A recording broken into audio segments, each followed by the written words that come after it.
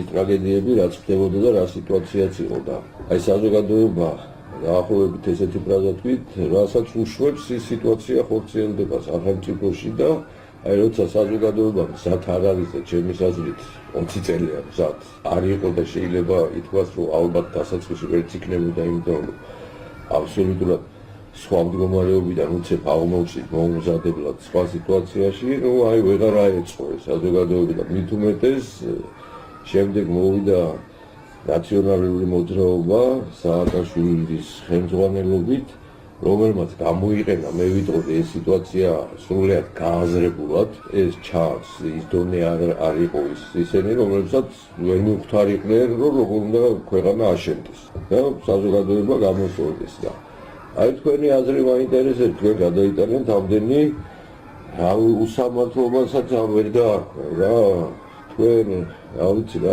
საზოგადოებაში ერთ-ერთი დამსახურებული ადამიანი და მანამდეც ისეთ მდგომარეობაში იყავით რომ თითოეულ ადამიანი თუ ახერხებდა ამ სამართლიან ომის სამსახურს და აი იმ პროცესში რომ უნდა დაფასებულიყო თქვენი რა ვიცი ეს მოღვაწეობა პირიქით დაგსაჯეს რის გამო არ ვიცით რა ხო და აი რა სიტყვით ამ პერიოდში აი რა იყო ეს პერიოდი საქართველოსთვის და რატო იყო აი რა იყო შინაარსი აი ამ რაციონალური მოძრაობის იდეოლოგიის შინაარსი და რა იყო არასწორი დიდი მადლობა ასეთი კითხვისთვის ცოტა მრავალ მასშტაბიანი მრავალ პლანიანი კითხვა და მომიტევეთ თუ კი სხარტად და მოკლედ ვერ ჩამოვაყალიბეთ ჩემი წათვლილი მაგრამ ძირითადი და მთავარი ჩემის აზრით გახლავთ ის რომ გარდამავალი პერიოდი საზოგადოებაში როგორც ეძახიან მესამე დემოკრატიის ქვეყნებში არეულობებით ხრიე წყლით სარგებლობენ 1000 ჯურის ავანტიურისტები და ასე ვთქვათ ხელისუფლებაში მოდიან სხვადასხვა გზებით. გასათვალისწინებელია საქართველოს გეოპოლიტიკური ვითარება ძალიან სტრატეგიული და ძალიან მტკივნეულიც და მომგებიანიც ერთდროულად უხერხულიც და სასარგებლოც ერთი და იმავე დროს და უამრავი სხვა ფაქტორი. ამასთან ერთად პლუს გაჭირვებული სოციალური ფონი, რომელიც მემარცხენე რადიკალურ ლოზუნგებს ფართო გასათანხმებას და აღიქმება ძალიან მარტივად, ძალიან კარგად ელექტორატის ასე ვთქვათ, ოცნებებში ელექტორატის მისწრაფებებში და ამაზე თამაშობს არაკეთილმოსურნე პოლიტიკოსთა გარკვეული ჯგუფი. ასე მოხდა გერმანიაში, როდესაც დანგრეული გერმანიის აღდგენაზე გააკეთეს აქცენტი და ნაციონალიზმზე და დისციპლინაზე, ერთიანობაზე და გამარჯვებებზე, მათ შორის სამხედრო გამარჯვებებზე ვეიმარის გერმანიაში და იმის შემდგომ, როდესაც ჰიტლერის პარტია მოვიდა ხელისუფლებაში, მოგეხსენებათ რაოდენ მცირე იყო მისი თანამოაზრეთა რაოდენობა ვიდრე ხელისუფლებაში მოვიდოდა და რა გზებით და ასე იყო ლათინური ამერიკის ქვეყნებში ბევრ ქვეყანაში. ამას იმიტომ ვამბობ, რომ დასკვნა ძალიან თვალნათლივია ის რაზეც თქვენ მიუთითეთ საზოგადოების ბრალია ყველაფერი ჩვენი თითოეული ჩვენთაგანის და ყველასი ერთად, იმიტომ რომ რა დონეზეც, რა შემართებითაც, რა სულისკვეთებითაც ვიცავთ ჩვენს საკუთარ უფლებებს, ჩვენს საკუთარ ღირსებას, ჩვენს საკუთარ ქვეყანას, ოჯახს, იმ ზღვრამდე არის გათამამებული ხელისუფლება და იქამდე აღწევს მისი ჩარევის ალბათობა. არ არსებობს იდეალური ხელისუფლება, მით უმეტეს ისეთი, რომელსაც იმთავითვი აქვს განზრახული შევახოს შენი ყოველგვარი უფლებები ფერხვის გათელოს. ის რაც კი გაგაჩნია მატერიალური თუ სულიერი ხირებულებანი და ამის შემდეგ ამის კვალობაზე იხეიროს. თუ დააკვირდებით ნაციონალური მოძრაობა როგორც კრიმინალური დაჯგუფება არასოდეს არ მოსულა ხელისუფლებაში არც მაშინ 2003 წლის პერიოდს გულისხმობ არასოდეს არ მოსულა ნორმალური კონკურენტული არჩევნების ფონზე ხელისუფლებაში 2003 წელს მოხდა სახელმწიფო გადატრიალება ვინც უნდა ყოფილიყო კმაყოფილი და უკმაყოფილო პარლამენტში შევარდნას ვერაფრით ვერ დავარქმევთ კონსტიტუციურ გზას იმ ფონზე ჩატარებულ არჩევნებს რაოდენ დემოკრატიულობის ფასი უნდა კონდეს 97%-ით გამარჯვებული სააკაშვილისთვის თუ ექნებოდა მხოლოდ მნიშვნელოვნად არა ცივილიზებული ერისთვის ასეთი რამ 21 საუკუნეში მოხდა ერთხელ სააკაშვილის შემთხვევაში და მოხდა ახლა თურქმენეთში, როდესაც თურქმენბაში 98% აიღო და ძალიან მოგრძალებით თქვა, რომ თურქმენების ნება ჩემთვის კანონიაო და შეიფერა ეს თანამდებობა. მაგრამ იქ გაცილებით სხვა მდგომარეობა ლიდერის, პირველი პირის პორტრეტზე ვსაუბრობთ.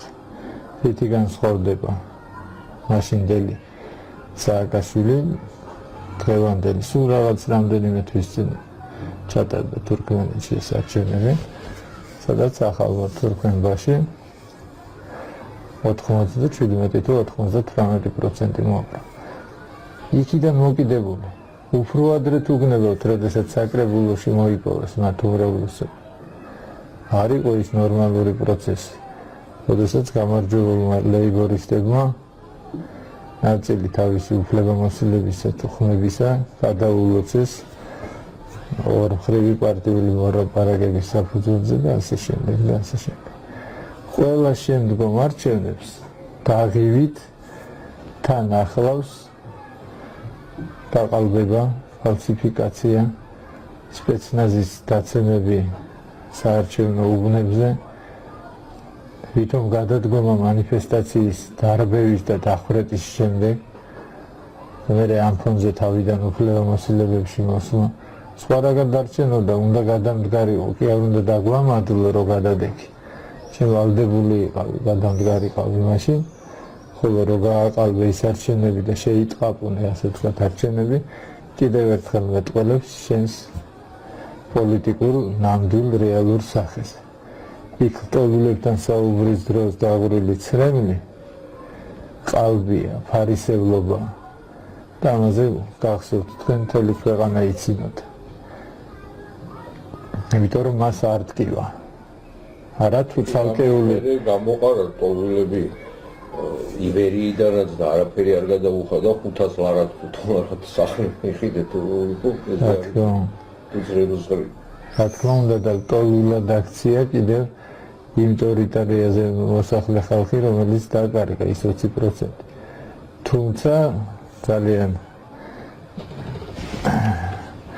ამაყად განაცხადა, თითქოს რა მოხდა რამდენიმე ქვაღორღიანი სოფელი თუ დავკარგეთ, დიდი ამბავია, რა იყო. აი ეს არის მისი პატრიოტიზმის მაჩვენებელი. ეს ჩვენმა ხალხმა, ძალიან შემწყნარებელმა, ძალიან ბრძენმა იმავდროულად მაგრამ ზოგჯერ ძალიან გულმოვიწყდა. ძალიან ბევრჯერ გაატარა. გულუბრყვილობა სხვათაშორის. და სხვათაშორის გულუბრყვილობაც მართავს ბრძანებს. ბევრჯერ აპატია. ევროპელი ამომრჩეველი საერთოდ არ შეიძლება საზოგადოებაში მხოლოდ ამომრჩეველი დაინახო. ის არის შემკვეთი, ის არის ფულის გადამხდელი, ის არის შენი დამქირავებელი, როცა ხელისუფლებაზეა საუბარი. ის არის ბატონ პატრონი ამ ქვეყნის. ის არის ხელისუფლების წყარო ბოლოს და ბოლოს. ერთადერთი სუვერენიტეტი, ვისაც გააჩნია აბსოლუტური ხელისუფლების სუვერენობაზე პრეტენზია, ვისაც შეუძლია განაცხადეს პრეტენზია, ეს არის საქართველოს ხალხი.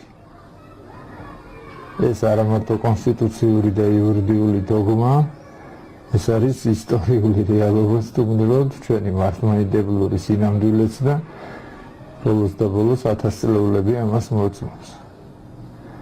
და თუ კი შენი გზა რადიკალურ წინააღმდეგობაში მოდის ერის უმრავლესობის არჩევანთან, ან შედამას შეგნებულად აკეთებდა დამნაშავე ხარ, თუ კი არა და იმთავითვე უნდა მოიშორო სახელმწიფო ბერკეტებს უნდა ჩამოშორდ.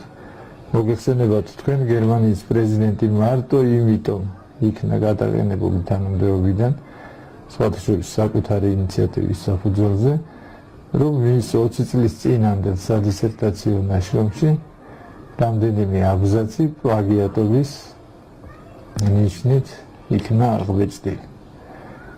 და სულ რაღაც ასკაციანი დემონსტრაცია აღმოჩნდა საკმარისი საიმისოთ, რომ გერმანიის ამ პრეზიდენტს ანგელა მერკელის დროს მოხდა ეს. როდესაც პრეზიდენტი გადადგა. სხვა საკითხია, რამდენად დიდ ფუნქციებს ასრულებდა პოლიტიკურ სინამდვილეში. გაცილებით სუსტი უფლებამოსილება აქვს ვიდრე კანცლერს გერმანიაში, მაგრამ პრეზიდენტი მაინც პრეზიდენტია გერმანიის ფედერაციული რესპუბლიკის.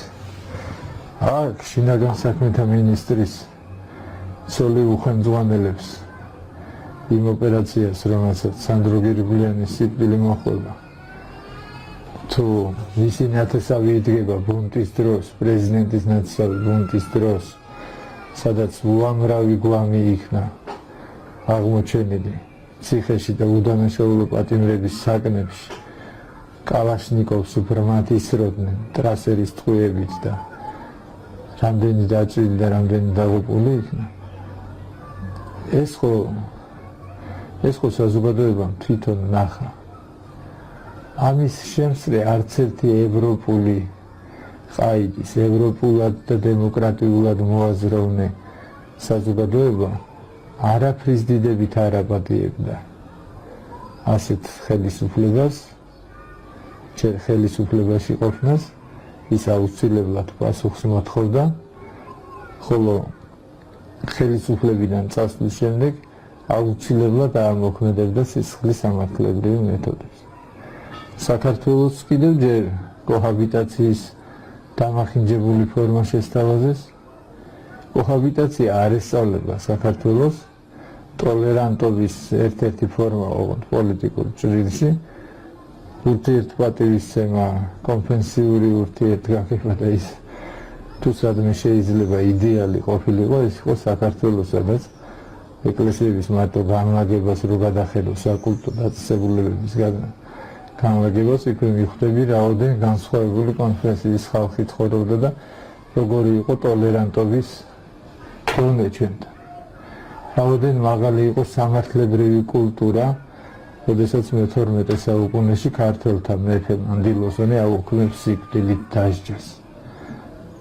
ამიტომ ის ძირითადი ღირებულებები, როდესაც საუბრობთ ევროპა ჩვენი არჩევანია, დასავლეთი ჩვენი ერთ-ერთი ძირითადი ვექტორია და არ უნდა გადაუხვიოთ, რას არ უნდა გადაუხვიოთ, რაც ჩვენთვის ორგანულია ისედაც. ისკენ უნდა ვისწრაფოდეთ, რაც ისედაც ჩვენი სახლის, ჩვენი ფუნდამენტის ძირითადი შემადგენელი ნაწილია. ჰუმანური სისხლის სამართლის პოლიტიკა, შემწყნარებლური კანონმდებლობა, ჰუმანური და სამართლიანი საზოგადოება. ყველაფერი ეს ფეხ ქვეშ გათელეს და იმიტომ მოახერხეს ეს, რომ ჩვენ ნაკლებად მივაქციეთ ყურადღებას საკუთარ უფლებებს. არადა იურისპრუდენციისა და იურიდიული სამართლის ფილოსოფიის კლასიკოსი ყავდათ გერმანელებს რუდოლფ იერინგი, რომელსაც თავის წინს ბრძოლა უფლებისათვის დაარქვა და სადაც ერთმნიშვნელოვნად ასაბუთებს მთელი ისტორიაც ამას მოწმობს, რომ ადამიანს, საზოგადოებას, ცალკეულ სოციალურ ჯგუფებს იმდენი უფლებები გააჩნია, იმ ზომის შესაძლებლობები, რამდენისთვისაც ის ბრძოლობს და იცავს. არაფრის დიდებით მეც ხელისუფლება ჩვენ არ მოგართმევს, არ იგულისხმება ის უფლებები, რაც თან დაყოლილია და რაც იმთავითვე ბუნების მიერ ნაბოძებია, ღმერთის მიერ ნაბოძებია სიცოცხლის უფლება, ბედნიერებისაკენ სწრაფის უფლება და სხვა დანარჩენი უფლებები. უნდა იბრძოლო და მოიპოვო. იურისტი გაძლევს მხოლოდ და კანონმდებელი ფორმულირებას, მზა ფორმულას, მაგრამ ის თავისთავად არაფერს ნიშნავს.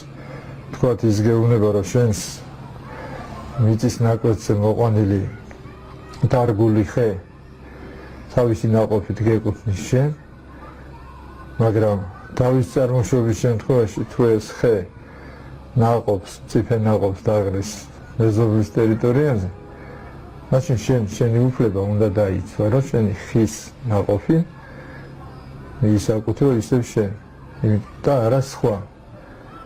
აქ წმინდა იურიდიულ ასპექტზე. ასეა ერის ცხოვრებაშიც. რანაირადაც გაქცევს ხელისუფლება, რანაირადაც მისცემს საკუთარ სახლში შემოჭრის უფლებას, იმ დონეზე არის კიდევ მეორე გათავხედებ. სააკაშვილის ხელისუფლება თავისი არსით გახლდათ კრიმინალური დაჯგუფება, რომელმაც ჯერ კიდევ 2003 წელს არ განვითარდებოდა ანტიკონსტიტუციური გზით მოვლენები, თუ კი ნაცმოძრაობის თავკაცი მიხეილ სააკაშვილი ამ ფონზე თავმაც შემიძლია თქვა, რომ ის არის რამდენიმე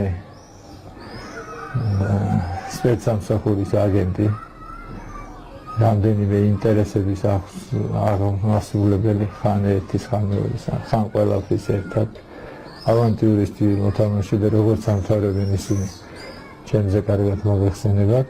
მაგრამ ყველაფერი გააკეთა იმისათვის, რომ მშვიდობიანი პროცესებით არ გაგრძელებულიყო. როდესაც ჩამოვიდა ივანოვი 2003 წლის მოვლენებთან დაკავშირებით, იქ გადაწყდა შვანიაც, ბურჯანაძეს და სხვაებიც ამას ეთანხმებოდნენ. ასლან აბაშიძე იყო ჩარეული პროცესებში, სხვათა შორის როგორც დადასტურდა ძალიან ვაჟკაცურად და პატრიოტული შემართებით და არა ისე როგორც სააკაშვილი აჩვენებდა საზოგადოებას. და იქ გადაწყდა, რომ 6 თვით უნდა გადადებულიყო პროცესი, უნდა დაშოშმინებულიყო ემოციები ახალი კანონმდებლობის, ახალი არჩევნების კვალობაზე, გვექნებოდა ახალ რეალობასთან საქმე. კარგი იქნებოდა თუ ცუდი სხვა საკითხია, მაგრამ უდავოა, რომ პოზიტივი იქნებოდა, რადგან ეს იქნებოდა კონსტიტუციური გზა, მშვიდობიანი გზა და არა აღვირახსნილობის, დახვრეტების, დაჭერების და ასე შემდეგ. ერთადერთი ვინც უარყო ეს გზა ივანოვის გაფრენისთანავე აქედან, ეს იყო მიხეილ სააკაშვილი, რომელმაც გააგზავნა ბანდები, ნარკოტიკებით გაჟღენთილი ახალგაზრდები, რომლებიც სხვათა შორის იარაღებითაც იყვნენ შეიარაღებული და პარლამენტის შენობაში იყვნენ. ისინი მზად იყვნენ გაცილებით მეტი სისხლი დაეღვარათ. გააგზავნა ქცანისის რეზიდენციისაკენ, სადაც გახსოვთ რჩეულიშვილიც ემეს სხვა პროვოკაციები მოაწყვეს და 1000 არეულობის კერების შექმნა დააპირეს, რაზედაც მაშინდელი პრეზიდენტი იძულებული შეიქნა წასულიყო ისეთ კომპრომისზე, როგორზეც სწავლიდა. ამას ისტორია შეაფასებს, რამდენად სწორი იყო ეს ნაბიჯი თუ არ იყო, მაგრამ მან ასეთი ნაბიჯი გადადგა. ყოველ შემთხვევაში ეს არის გაცილებით პოზიტიური ნაბიჯი, ვიდრე სისხლისღვრა, არეულობა და ქაოსი.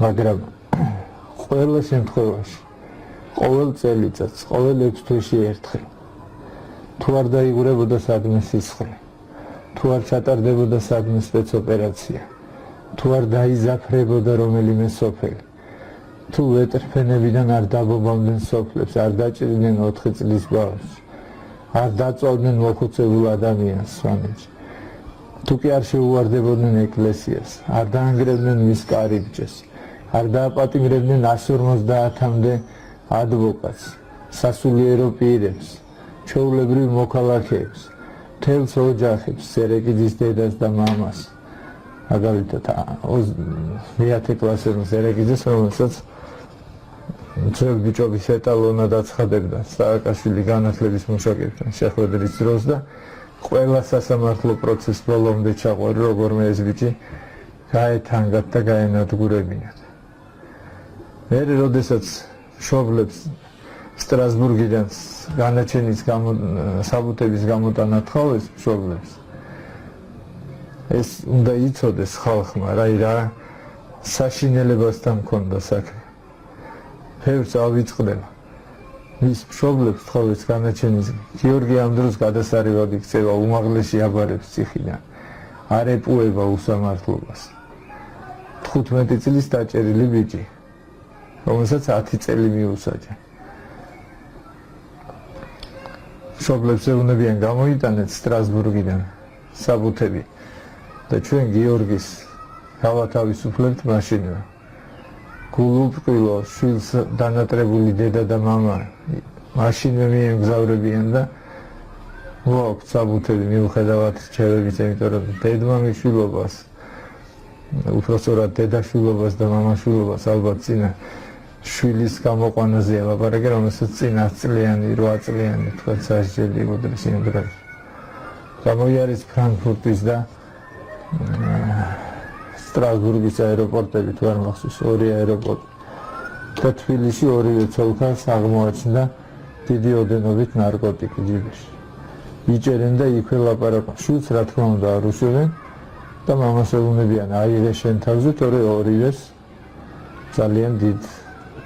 მამა რა თქმა უნდა აღიარებს, იმიტომ რომ ოჯახიდან ერთი ადამიანი მაინც დარჩეს გარეთ. თუმცა იმ ხალხს მაინც 5 წლიან პირობით სასჯელს უშია. ისე უშვებენ გარეთ, რომ ხმა არ ამოიღოს, რომ ქუჩაში სიარულის ეშინოდეს.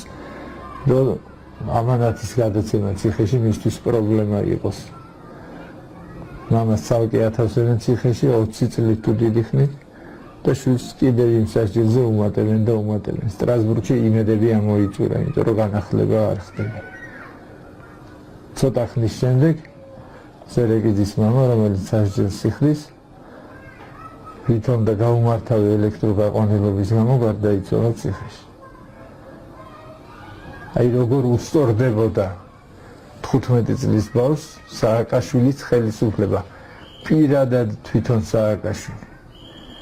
თუ თქვენ როგორ ჟურნალისტი, თუ მე როგორც იურისტი, ან ჩვენი კოლეგები ბოლო 50 წლის მსოფლიო სასამართლო პრაქტიკიდან ერთ ფაქტს დამისახელებენ ანალოგიურს, მე ქედს დაურხი და აღარასოდეს აღარ გამოვხდები არც ტელეეკრანზე და არც შემას გამოვთქვამ საჯაროდ.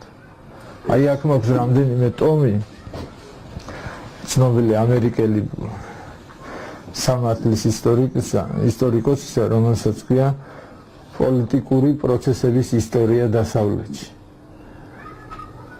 ქრისტეს, იუდას და პილატეს სასამართლოს თქმიდან მოკიდებული ვიდრე მე-20 საუკუნემდე.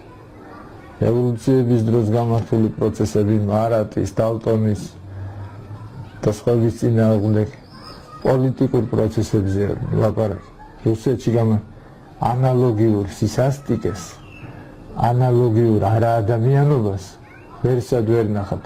ფაშისტების დროს 1934 წელს დიმიტროვი გერმანულმა სასამართლომ გაამართლა ბერლინში ერთ-ერთი რაიონის სასამართლო ბერლინის. ხოლო საქართველოს სააკაშვილის 9 წლიანი სისხლიანი აღვირახსნილი მმართველობის დროს გამამართლებელი პროცენტი იყო 0,001. აი შეადარეთ ეს. ესე იგი შეგდებულად შიშის სინდრომის დასაწყისად რომ სახელმწიფოებას გაეჭირა. დიახ. და ეს მოახერხა კიდევაც ამდენი ხანი სხვანაირად ვერ გაზრდა. ეს იყო გამიზნული, აი გათვლილი კონცეფცია. აი რა უნდა ქნას საზოგადოებამ. აი დღევანდელი მდგომარეობით უკვე დიდი რაოდენობის ხალხი უკმაყოფილოა რა. იმიტომ რომ არ მოხდა ჯერ ესეთი პირველ რიგში აი ამ წუთას ჩვენასაც ვახერხებთ ანალიზი. რა იყო რომ გაანალიზოს ადამიანმა რა იყო ჯერ მივხვდეთ მთელი საზოგადოება რომ თუნდაც იმიტომ რომ არ გავიმეორებ შეცდომა მეორე აი სისხლის სამართლის შეულებრივი საქმეები რომელიც აი ეხლა რაც თქვით მართლა უმრავლესობას ანალოგია რა აქვს ესეც თითქოს არაფერი არ ყოფილა და ნუ ადამიანები ეხლა რა ვიცი ივიწყებენ და მით უმეტეს სოციალური გარემო კატასტროფული, რომელიც ალბათ არც აინტერესებს, იმიტომ რომ ჩვეულებრივ ადამიანს რა უნდა მოთხოვო, იმაზე იფიქრე, როცა სახში შვილი რა შეუტანოს საჭმელად და თქვენი აზრით, აი რა შეიძლება, რა პრევენცია, აი შემდეგ არჩევნებზე უკვე ეს ფრაზაც სასაცილოა რა, ისეთი მდგომარეობაა საქართველოში ამ 20 წლის განმავლობაში, შემდეგ არჩევნებში. აი რა უნდა მოხდეს თქვენი აზრით, რომ სიტუაცია რაღაცა გამოსწორდეს, დაიძრეს თუ აი რა ვინ უნდა გააკეთოს, რა უნდა გააკეთოს მოქალაქეებმა, თუნდაც გარკვეულმა რაოდენობამ, რას ვიტყვით ამაზე? ჩემი აზრით თქვენ კითხვაში იმალება გამოსჭვის, ასე ვთქვათ, ის ცნობილი ისტორიული სინამდვილე, რომ მართალია ამაზე საშინელი დემოკრატიაზე საშინელი არაფერი არ არის, მაგრამ ეს არის ყველაზე კარგი გამონაგონი, ყველაზე კარგი მიღწევა, რაც კი კაცობრიობამ დღეს მოიგონა დემოკრატია, ეს ერთის მხრივ თავისი არეულობა საშინელება და ძალიან ბევრი პოლიტიკური სიმახინჯე მოაქვს და ეს რეალობა ვერ ნახავთ იდეალურ დემოკრატიულ ქვეყანას, მაგრამ როგორც ითქვა, დემოკრატიაზე კარგი და საუკეთესო მმართველობის ფორმა ჯერ არ მოუგონიათ. რა თქმა უნდა, ორიენტირებულნი უნდა ვიყოთ ისევ მშვიდობიან და ისევ დემოკრატიულ ცვლილებებზე. ის თუ თქვათ ვინმე გაგვაწბილებს, ეს ჩვენთვის 9 წლიანი საშინელების შემდეგ კარგად უნდა სწორნოდათ, რომ იქნებოდა ძალიან მტკივნეული ჩვენთვის. იმ 9 წელიწადში პირადად მე მაგალითად და ძალიან ბევრმა მიუხედავად იმისა, რომ საშინელებები ხდებოდა, ჩვენ მაინც იმედით და ოცნებებით ვცოცხლობდით. სადღაც შორს, ვირავის ბოლოში ვხედავდით ათელს, რაღაც სიმშვიდეს და საბოლოო გამარჯვებას, როდის იქნებოდა ეს კაციშვილი არ იცის, მაგრამ არ იცოდა, მაგრამ გვწამდა და ვთქვათ იგივე ბატონ ვიძინას ვერ დაუკარგავთ იმ დიდ ნაღვაწს, რასაც სააკაშვილის ხელისუფლების მოშორება ქვია. ეს რო არ დაინახო და არ შეამჩნიო და არ აღნიშნო, არ შეიძლება. იმავდროულად თუ კი შენ გამიყვანე სამშვიდობას,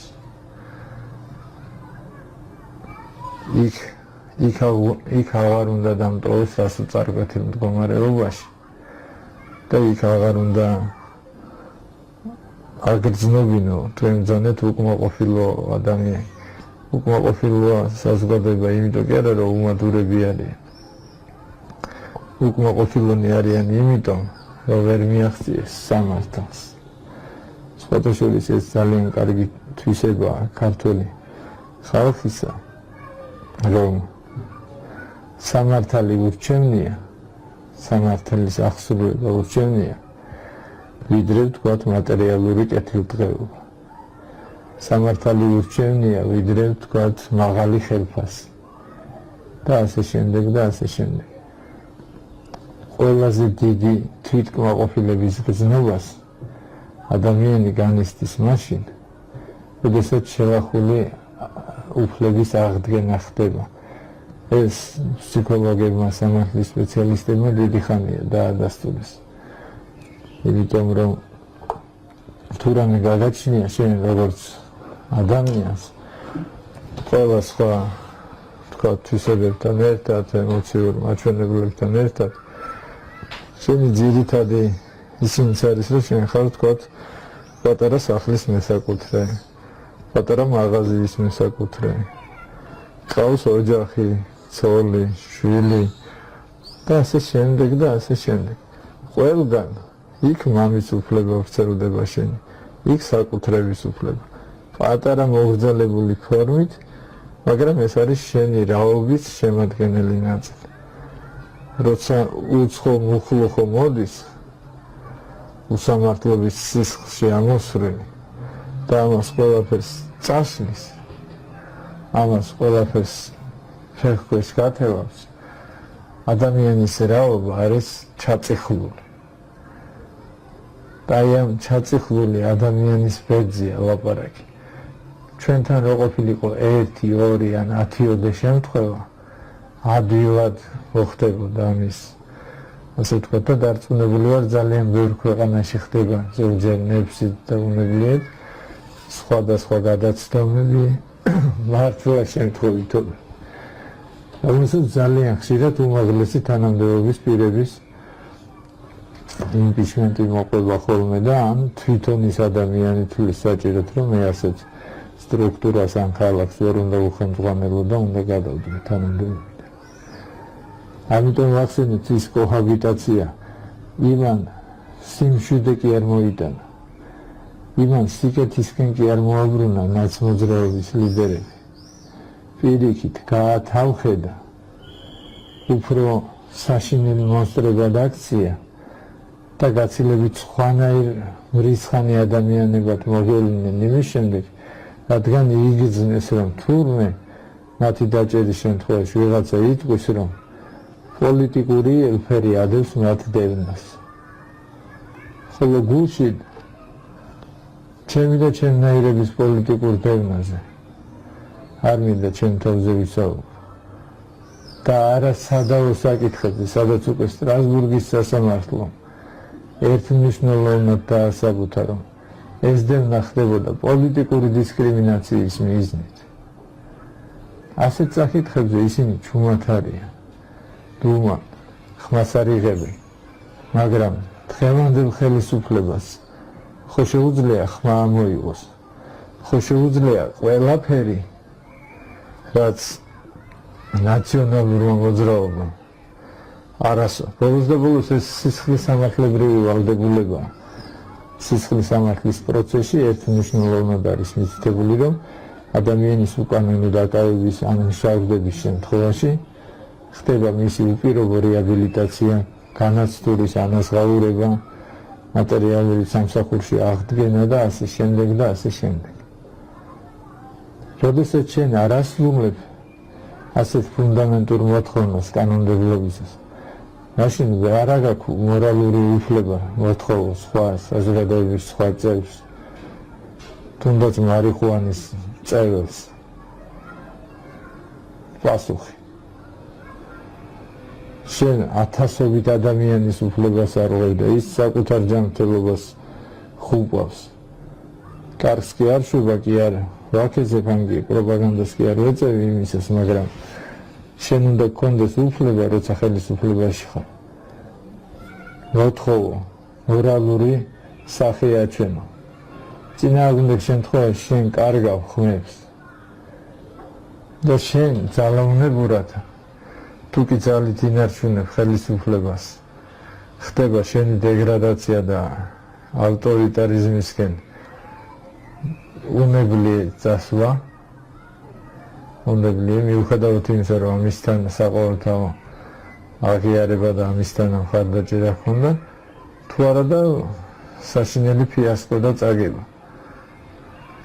ჩემი აზრით უნდა მოხდეს ის, რომ თქვენ ძალიან რთული შეკითხვა დამისვით, როდესაც ძანეთ რა უნდა გააკეთოს საზოგადოება.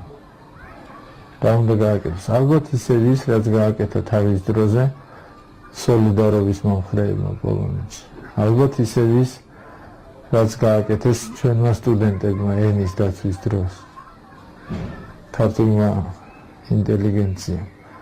ალბათ ისე ის, რაც გააკეთეს 9 აპრილის წინა დღეებში. როგორი იყო ეროვნული სულისკვეთება თქვენ გახსოვთ და როგორ მოხდა ამის მერე ისევ სისხლიან ქაოსში გადაქცევა. ჩვენ უნდა შევქმნათ რატომღაც გვერიდება ახალი ფორმების და ახალი მეთოდების შემუშავება. თუ კი სადმე არასამთავრობო ორგანიზაციას მოკრავთ ტყუს, ჩემს ახლობლებს, მეგობრებს, ნაცნობებს, უკვე როგორც კი ახსენებ რომელიმე არასამთავრობო ორგანიზაციას, უმწუჩი ხიმილი გადაეფინებათ ხოლმე სახეზე და მეკითხებიან, ეს რომელია, ვისგან ფინანსდებიან, რომელი ქვეყანა ან ორგანიზაცია ფინანსებს. დისკრედიტაცია. მართალიც არის, იმიტომ რომ უმრავლესობა დისკრედიტირებულია გრანტებით, იმ გრანტების არამიზნებრივი ხარჯით, მათი შემოწმების უფლება არავის არ აქვს. მათ მიერ აგრეთვეანობა და საზოგადოებრივი კონტროლი არ არსებობს და ასე შემდეგ.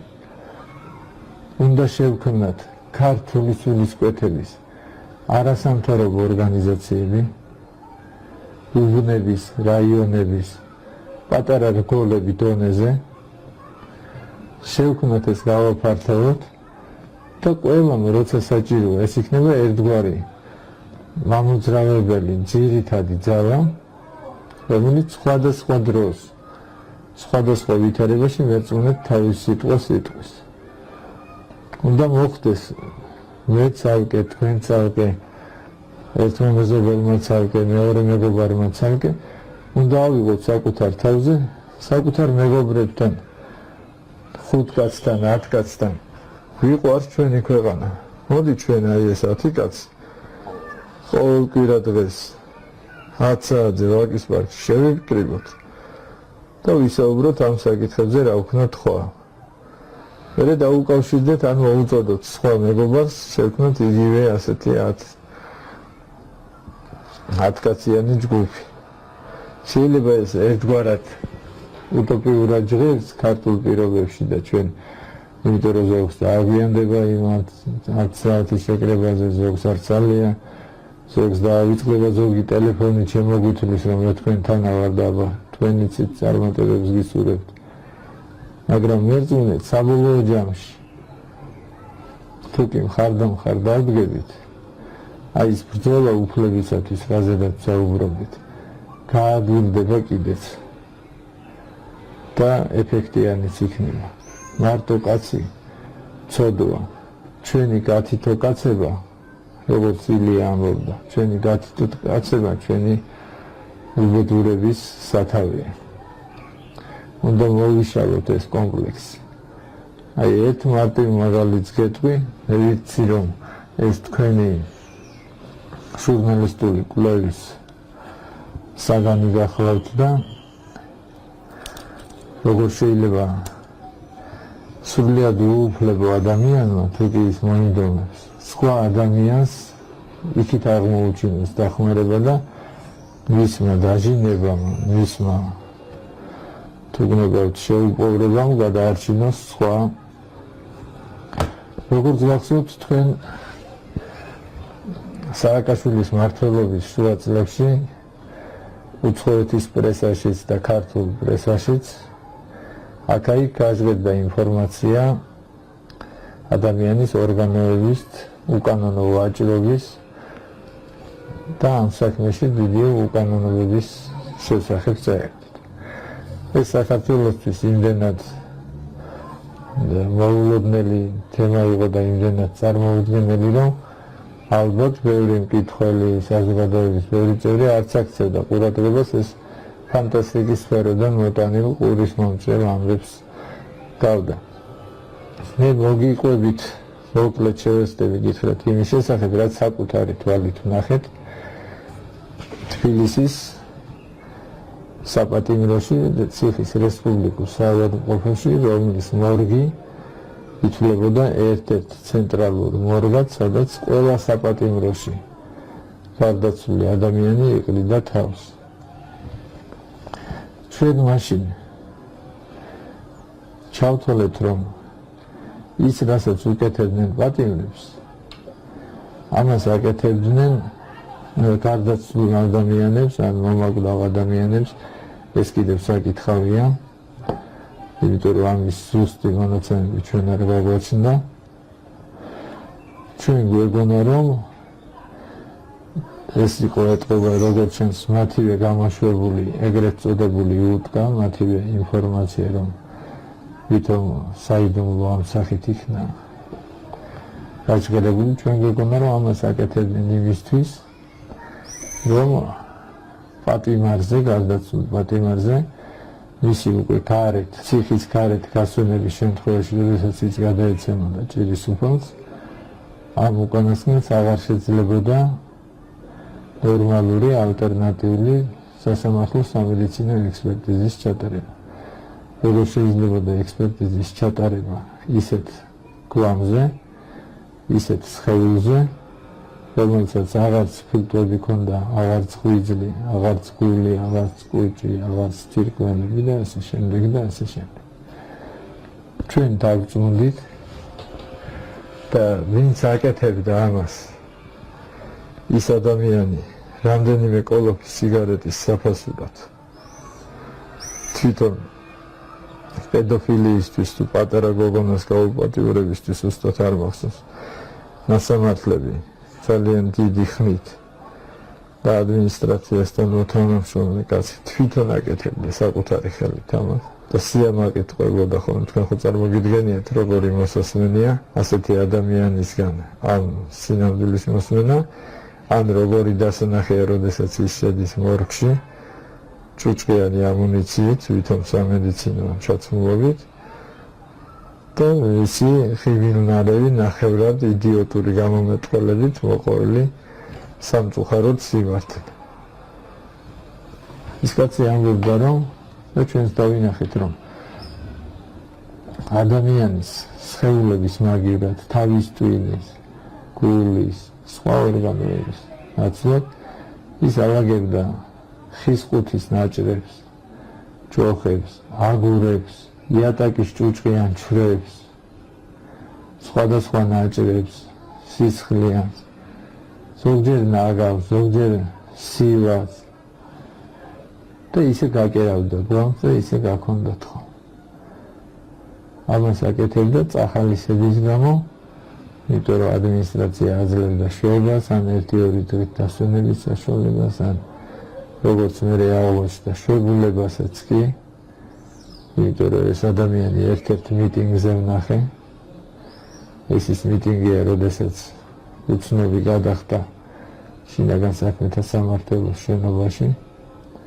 აი ვიდრე ეს მიტინგი სანაპიროთი მიმართებოდა შინაგან საქმეთა სამმართველოს შენობისაკენ, ერთ-ერთმა მიტინგეთა ოპოზიციონერ მომენტინგეთა შორის ზუსტად ეს კაცი ზედმეტსახელად სომეხა გახდათ აქტიური მონაწილე ამ მიტინგისა და წინ დროში ხელში მიუძღვებოდა კოლონას.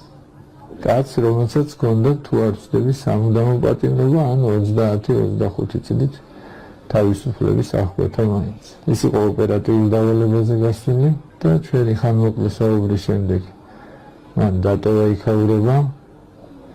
მის ენაზე რა ვთქვათ, მე დავწვი, თურმე გაიშიფრა, ამიტომ ის იძულებული იყო მიტინგი ჯერ არ იყო ასე ვთქვათ გახურებული და მას მოუწია წასულდა მის ერთ-ერთ კოლეგასაც და ამის საპასუხოდ იყო, რომ იმ ღამეს ჩემი 14 წლის ბავშვი სასტიკად ცემეს გოგებაშვილის და პეტრიაშვილის ქუჩის კუთხეში იარაღის კონდახით გადაუნტრიეს ლავიცის ცულები.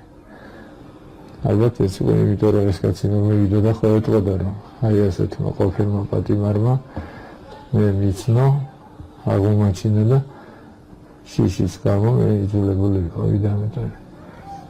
როდესაც მივედით, ბატონო დავით, როდესაც ერთ-ერთ უკეთილშობილეს ადამიანს სრულად ტყუილად დაჭერეს აბაშის ყოფილ გამგებას, რომელიც სასჯელს 4 წლიან თუ 5 წლიან სასჯელს იხდიდა მხოლოდ იმის გამო, რომ აბაშის რაიონის ერთ-ერთ სკოლაში თურმე წყალი ჩადიოდა და იქვე დაწყობილი შიფერის ასე ვთქვათ ნაჭრები არ იყო დაწყობილი დროულად ამ სკოლის შენა.